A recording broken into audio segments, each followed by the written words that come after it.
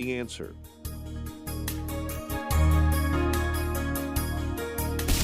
Now, from the Signature Bank Studios.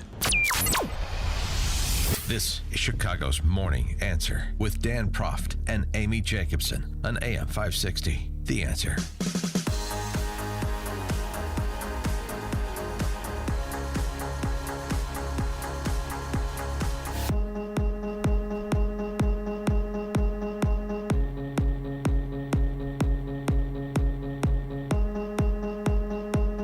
Top of the morning, Dan and Amy. Department of Homeland Security Secretary and Lex Luthor impersonator Ali Mayorkas on the Sunday talk shows. On with Wolf Blitzer. Did not appreciate New Jersey Congresswoman Jeff Van Drew criticizing the response to the questions that have been raised about the drones overhead in New Jersey. Had this to say about the experts who were in charge and the complications with trying to provide the American people with answers about those drones. First of all, we have experts, and he should not diminish the extent of their expertise and the extent of their dedication to the well-being of the American people. These are individuals who dedicate their careers to the safety and security of the United States of America, number one. Number two, it's not as though anyone can just take down a drone in the sky. That in and of itself would be dangerous. Do you have the authority to shoot down drones? Our authorities are very limited. That is precisely why we have gone to Congress to expand those authorities.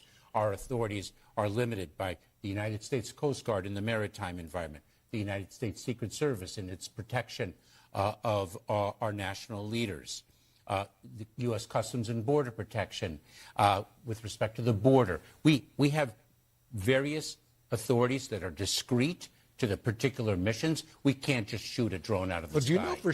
Well, the situation is deteriorating. As we mentioned earlier in the program, the aliens are now communicating through the radios of New Jerseyans. Right, here it is. And, people laughed when people started complaining November 18th that there were unknown drones in the sky. So this could be happening next, but apparently it's already allegedly happening. They're talking to each other. This is 106.7.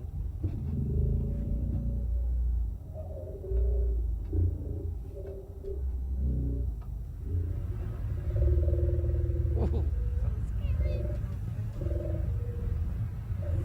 Their radios have been hijacked and producing strange unknown sounds. Wait for it. There it is. Lest you think something nefarious is afoot, however, we were able to play that backwards and get our cryptographers involved to unscramble it, and here is the English translation of what you just heard. I'll be right here. So the good news is I think they're friendly. I hope so. Laugh at them now, but Yeah, no, I know. There might be something to this. Of course, there might be. Yes, of course. We're all trapped in a Steven Spielberg movie. Stephen Bucci served America for 3 decades as an Army Special Forces officer and top Pentagon official. Now a visiting fellow in the Heritage Foundation's Allison Center for Foreign Policy Studies. Stephen, the truth is out there. It is indeed. Yeah. Quinn asked me when he connected me if I was ready to talk about drones, and I didn't know I was going to get to that end of the conversation. No, we go right to X-Files, Outer Limits, E.T. Right, it's got to be something like that. So go ahead. So I mean, you were a top Pentagon official. Tell us where the little green men are and whether or not they're flying drones. Well, I've actually been to Area 51. It's a test site, but I didn't see any green guys in boxes or anything. But I didn't see every corner, so you never know. but I got to tell you, when government officials look you in the eye from the TV or whatever and say, "We have no idea what this is, but it's completely safe." that Well, we how know. can anybody logically put those two things together? If you don't know what it is, how can you declare that it's safe? Well, no missiles have been launched yet. With Yeah, your right. logic. Well, I mean, so the other thing, just on what Mayorkas said too. I mean, and what you heard from Kirby last week, which was a version of that. I mean, it's humiliatingly astounding.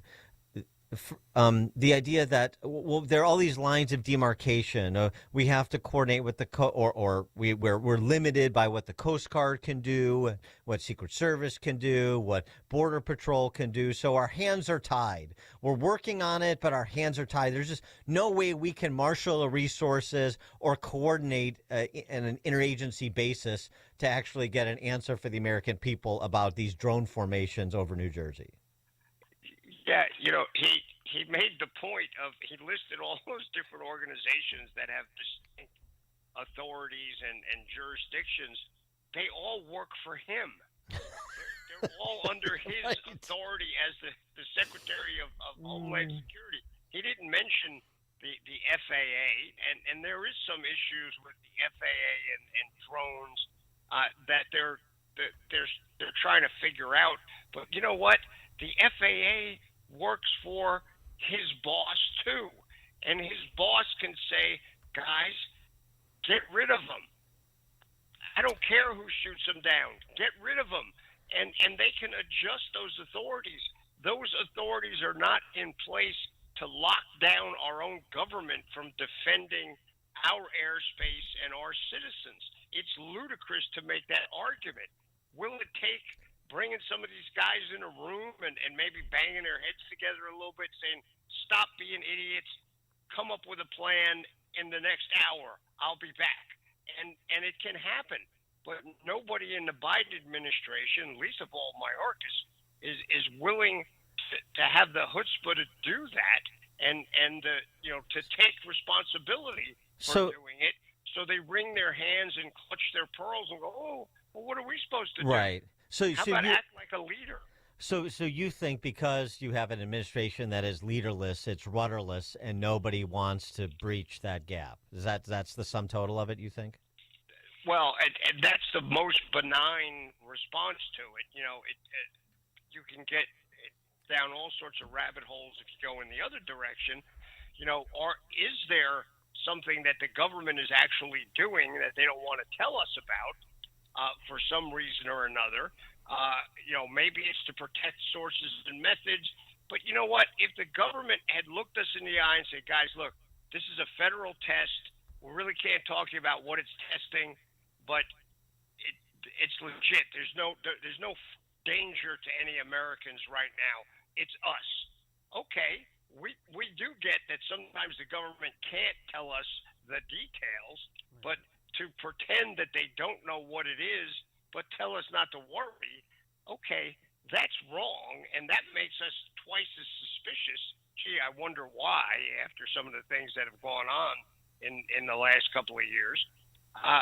So it's either they really are clueless, they don't have any idea what's going on, in which case they shouldn't tell us it's safe. They should be telling us what the plan is to ascertain the truth and to respond to whatever that truth tells us, or they're deliberately hiding something from the American people, which right now in the tone we have and the fact that this bunch has only a month left really shouldn't be happening, and it needs to stop. Do you think it could be something more nefarious or sinister? I mean, one congressman in New Jersey said it was drones coming from an Iranian mothership. I don't think that's very likely. I mean, the Iranians have some decent drones, but to my knowledge, they have nothing like the stuff that we've been seeing. And that's kind of a long stretch for Iran. Remember, the Israelis just proved to us in the last couple of months that the Iranians are not 10 feet tall, even in the area of terrorism. They're an adversary that we need to be concerned about. I don't think they have the wherewithal to do something like this.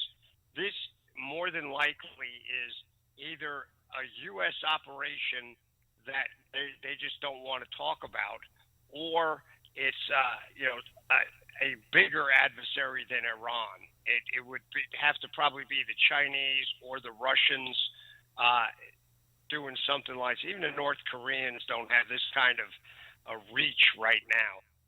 So I'm not that concerned about it. I don't think it's one of those, but we need an answer.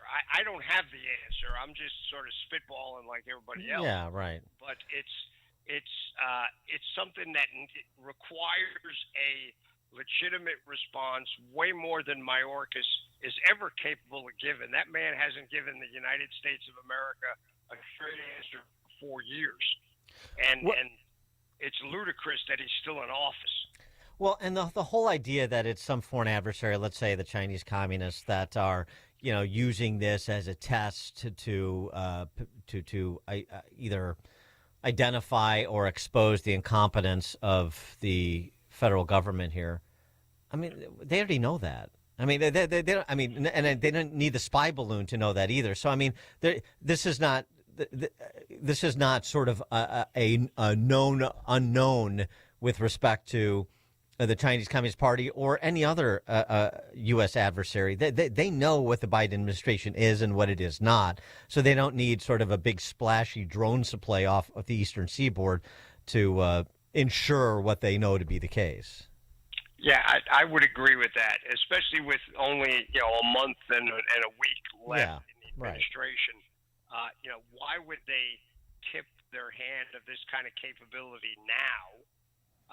They're not going to do anything in the next 5 weeks, I don't believe. So that kind of thought process would make sense at the beginning of an administration where they thought there was weakness. They might do this. I don't think they'd do it now. I'm pretty sure they won't do it after January 20th because I don't think President Trump gives them that weakness vibe that they're talking about. I thought inviting President Xi to the inauguration was a brilliant move. Yeah, that's. It just sends such a great message of no, we're not afraid of you, dude. Come on over. Let's have a little party for my inauguration because I'm the new sheriff. That was brilliant.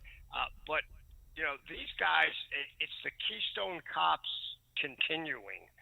And, Lord help us, we got 5 weeks to survive it and probably some really, really screwy decisions by Joe Biden as far as pardons and programs he's going to try and push through or get into place before Trump comes into office. If we could survive that stuff, we'll be in good shape. I'm not too worried about the aliens. Well, the new sheriff needs more deputies, and this story seems to be an area of concern. More than half of senior Army officers are turning down command consideration. Does that mean the enlisted are going to be answering to bureaucrats rather than military?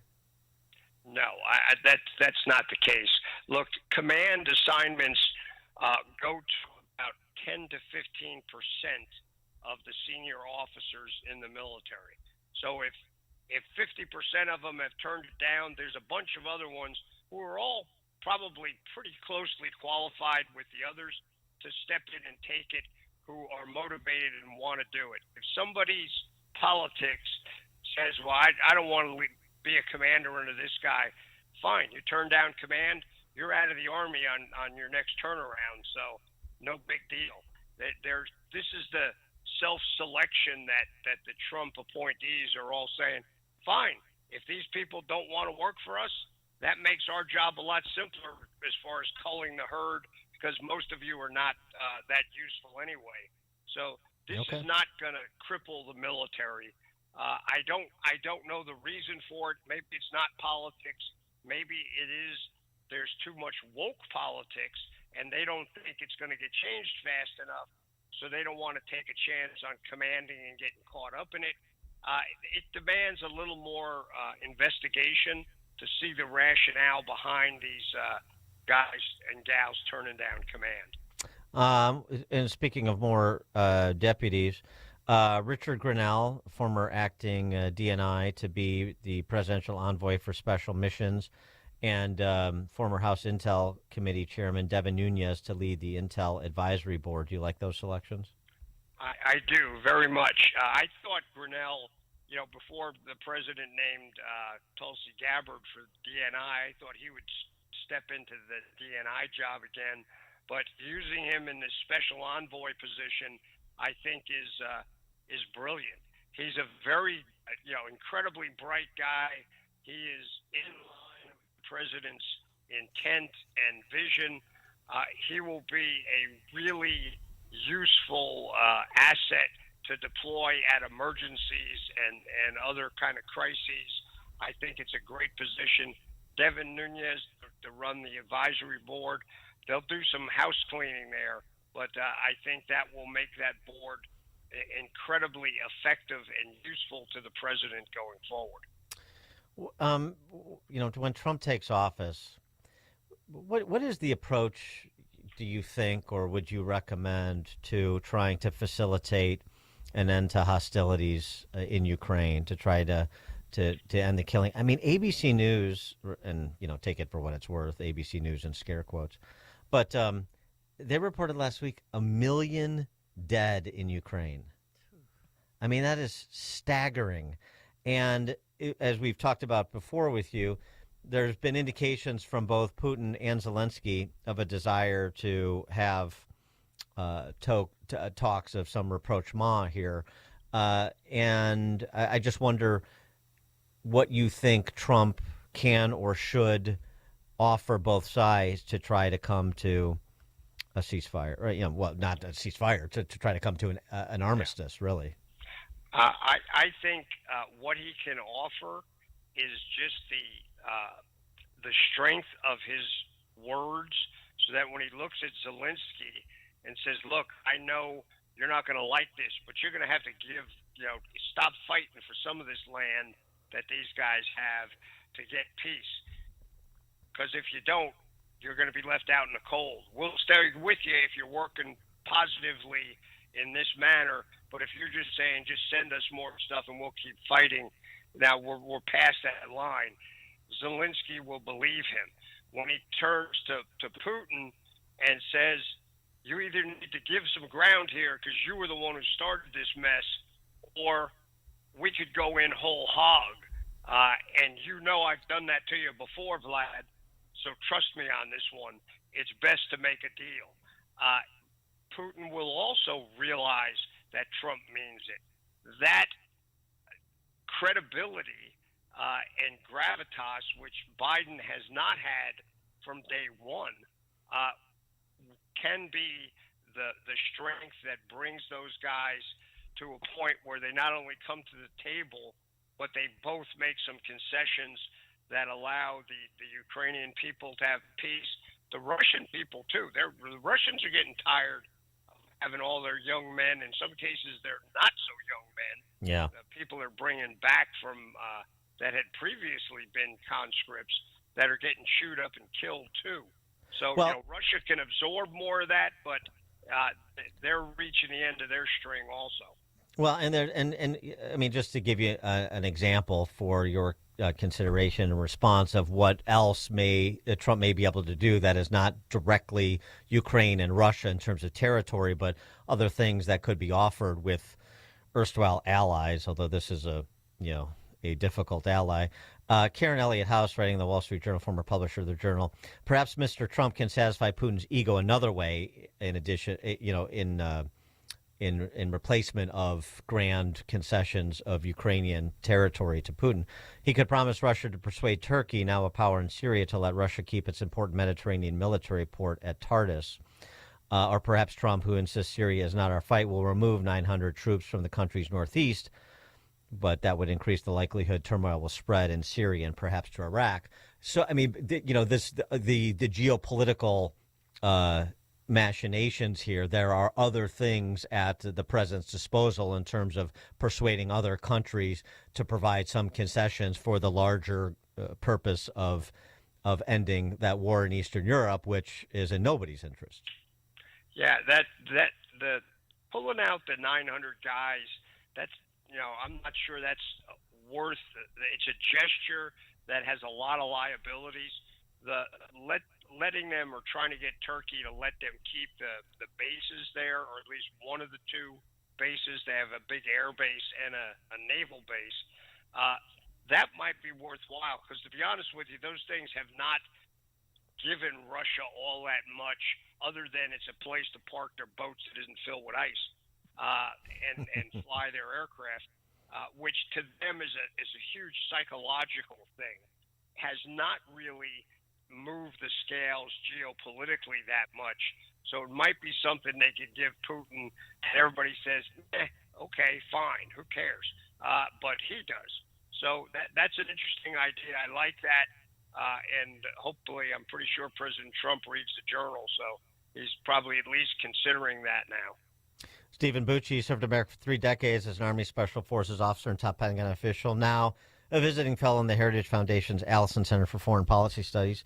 Stephen, thank you as always. Appreciate it. It's my pleasure, guys. I look forward to talking to you next week, and stay safe.